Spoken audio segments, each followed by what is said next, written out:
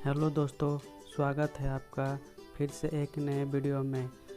आज के इस वीडियो में मैं टूल्स के बारे में बताऊंगा जो कि हर कारीगर के लिए बहुत ही ज़रूरी होता है। टूल्स के ज़रिए हम किसी भी काम को आसानी पूर्वक कर सकते हैं। इसीलिए आज के वीडियो में हम टूल्स के बारे में जानेंगे, उसके क्या फ़ायदे हैं और किस तरह इसका इस्तेमाल कर सकते हैं। तो जान लेते हैं आज के टूल्स के बारे में। जो पहला टूल्स है वो है प्लायर। प्लायर बहुत शेप और साइज में पाए जाते हैं। कुछ प्लायर पाइप या रोड की ग्रिपिंग, वायर्स की ट्विस्टिंग या किसी और टूल्स की कटिंग में काम आते हैं। कुछ प्लायर्स ऐसे भी होते हैं जो कुछ वायर्स को काटने में यूज़ किया जाता है, इसलिए सभी काम के लिए सही प्लायर चुनना बहुत ही ज़रूरी है। प्लायर्स कुल 3 प्रकार के होते हैं: कॉम्बिनेशन प्लायर, नोज प्लायर और साइड कटिंग प्लायर। पहला जो प्लायर है वो है कॉम्बिनेशन प्लायर। कॉम्बिनेशन प्लायर का कार्य तारों को मोड़ना, तारों को पकड़ना, तारों को काटना, इंसुलेशन को छीलना, तारों को जोड़ना। विद्युत का कार्य करने वाले कारीगरों के लिए कॉम्बिनेशन प्लायर एक महत्वपूर्ण एवं ज़रूरी औजार है। कॉम्बिनेशन प्लायर 15 सेंटीमीटर और 20 सेंटीमीटर के बनाए जाते हैं। इलेक्ट्रीशियन 20 सेंटीमीटर के कॉम्बिनेशन प्लायर का प्रयोग करते हैं। इसका उपयोग तारों को मोड़ने, पकड़ने में किया जाता है। अगला जो टूल्स है वो है नोज प्लायर। इसका इस्तेमाल सक्रिय स्थानों पर तारों को पकड़ने, ऐंठने अथवा छोटे नटों कसने के लिए किया जाता है। इलेक्ट्रीशियन द्वारा 15 सेंटीमीटर का नोज प्लायर इस्तेमाल किया जाता है। इसका हैंडल इंसुलेशन द्वारा ढका होता है और यह लंबी चोंच वाली होती है। इसका उपयोग गहराई में जहां उंगलियां नहीं पहुंच सकती है वहां छोटी वस्तुओं को पकड़ने और गहराई में नट बोल्ट खोलने में किया जाता है। नोज प्लायर 3 प्रकार का होता है: flat knows plier, round knows plier और बेंड नोज प्लायर। अगला जो टूल्स है वो है साइड कटिंग प्लायर। इस प्लास से छोटी वस्तुओं को मोड़ा तोड़ा जा सकता है, छोटे नट बोल्ट को कसा जा सकता है। इस प्लास के हैंडल पर प्लास्टिक का इंसुलेशन चढ़ा होता है, जिससे इसका उपयोग बिजली कामों में बढ़ जाता है। इसी कारण इसे इलेक्ट्रीशियन प्लास भी कहते हैं। अगला जो टूल्स है वो है स्क्रू ड्राइवर। विद्युत कार्य करने वाले कारीगरों के पास स्क्रू ड्राइवर अवश्य ही मिलता है। मुख्य रूप से इसका प्रयोग विद्युत उपकरणों की पेचों को खोलने और कसने के लिए प्रयोग किया जाता है। अलग अलग प्रकार के पेचों को खोलने अथवा कसने के लिए अलग अलग प्रकार स्क्रू ड्राइवर भी होते हैं, जैसे flat tip, cross tip, you tip screw driver. Screw driver भी अलग अलग साइज के आते हैं। 8 सेंटीमीटर से 20 सेंटीमीटर तक के स्क्रू ड्राइवर विद्युत कार द्वारा प्रयोग किया जाता है। अगला जो टूल्स है वो है पोकर। पोकर का प्रयोग विद्युत वायरिंग के समय लकड़ी में पेंच कसने से पहले एक गाइड छिद्र बनाने के लिए किया जाता है। इसका हैंडल लकड़ी का बना होता है तथा सुआ यानी सुई कठोर लोहे का बना होता है। इसका साइज 150 mm × 6 mm होता है। इसका उपयोग लकड़ी की वस्तुओं में स्क्रू लगाने से पहले पायलट छेद बनाने के लिए किया जाता है। अगला जो टूल्स है वो है इलेक्ट्रीशियन चाकू। इलेक्ट्रीशियन चाकू 2 ब्लेड वाला चाकू होता है, जिसके एक ब्लेड पर तेज धार और दूसरे ब्लेड पर कम धार होता है। इलेक्ट्रीशियन द्वारा 8 सेंटीमीटर लंबे ब्लेड वाला इलेक्ट्रीशियन चाकू प्रयोग में लाया जाता है। इलेक्ट्रीशियन चाकू का प्रयोग इलेक्ट्रीशियन को छीलने और काटने के लिए प्रयोग किया जाता है। इसका साइज 75 mm होता है। इसका प्रयोग केबल के इंसुलेशन को छीलने के लिए किया जाता है। अगला जो टूल्स है वो है हैमर यानी हथौड़ा। विद्युत वायरिंग करते समय हथौड़े का प्रयोग सर्वाधिक किया जाता है। हथौड़े के द्वारा कील को ठोकने, गिट्टी पर राउल प्लग टूल को ठोकने, छेनी के साथ दीवार में छिद्र करने के लिए प्रयोग किया जाता है। हथौड़ा कई प्रकार के होते हैं, जैसे ball peen, cross peen, straight peen, riveting, sledge, soft. जो टूल्स है वो है सेंटर पेंच।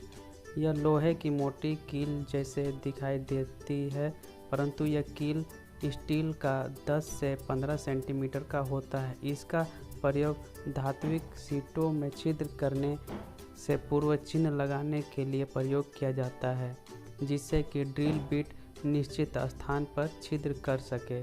इसका साइज 100 mm × 8 mm होता है। इसका प्रयोग धातु में पायलट छेद अंकित करने के लिए किया जाता है। अगला जो टूल है वो है रावल प्लग टूल। विद्युत वायरिंग के समय गिट्टी के पिलर या छत में छिद्र करने के लिए रावल प्लग टूल का प्रयोग किया जाता है।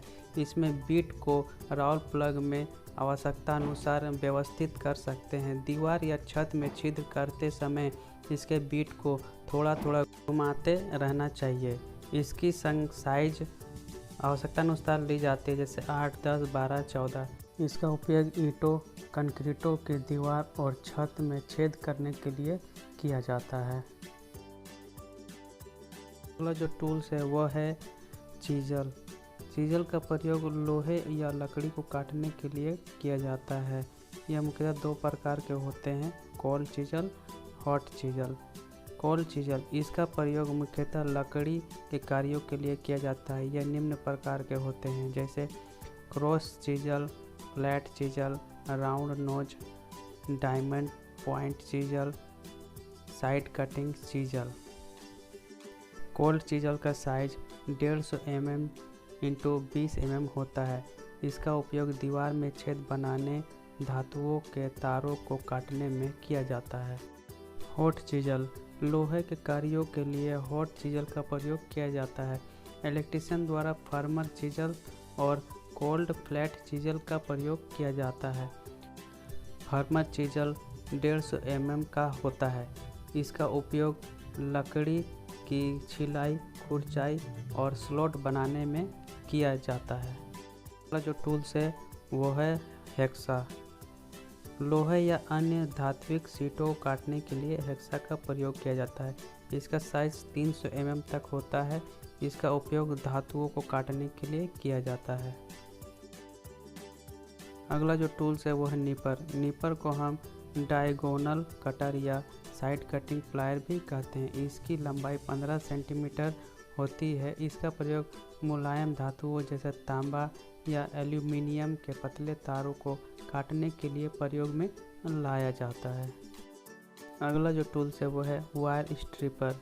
विद्युत केबलों में से इंसुलेशन को हटाने के लिए स्ट्रिपर का प्रयोग किया जाता है। इसकी लंबाई 20 सेंटीमीटर होती है। अगला जो टूल्स है वो क्रिम्पिंग टूल्स। केबल ज्वाइंटिंग के समय केबल को अंतिम सिरों पर एल्यूमीनियम या कॉपर के लग को लगाने के लिए क्रिम्पिंग टूल का प्रयोग किया जाता है। यह भिन्न भिन्न साइजों में आते हैं। सामान्य तौर पर 20 सेंटीमीटर वाले क्रिम्पिंग टूल का प्रयोग किया जाता है। धातु की पतली चादरों को काटने के लिए कैंची जैसा दिखने वाला स्निप कहलाता है। शीट मेटल कार्यों में इसका प्रयोग महत्वपूर्ण रूप से किया जाता है। इसकी हैंडल बहुत लंबी होती है तथा विद्युत कार द्वारा 15 से 20 सेंटीमीटर वाले स्निप का प्रयोग किया जाता है। अगला जो टूल्स है वो है जिमलेट।